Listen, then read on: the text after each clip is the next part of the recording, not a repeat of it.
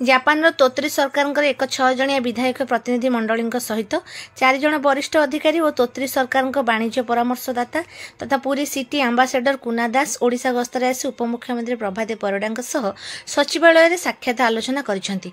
बैठक में पारस्परिक सहयोगिता बढ़ाइबा उपर गुरुत्वारोप करा जायथिला। ओडिशार कला संस्कृति शिक्षा पर्यटन और शिल्पर विकास हेबा सहित ओडिशार बेकार युवक युवती मानक किभଳି जापान में नियुक्ति मिल पारिबो सेही भଳି ओडिशार महिला माने किपरि आत्मनिर्भरशील होई परिबे ताहा उपर विस्तृत भाव आलोचना होइथिला।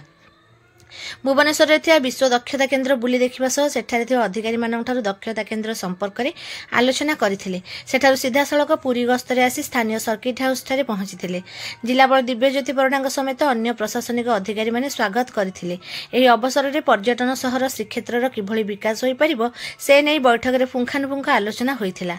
एही बैठक में अतिरिक्त जिलापाल शरद कुमार बेहेरा, अतिरिक्त जिलापाल प्रोटोकॉल नीलमाधव भोई, जिला पर्यटन अधिकारी और संस्कृति अधिकारी समेत समस्त जिला प्रशासनिक अधिकारीगण उपस्थित थिले।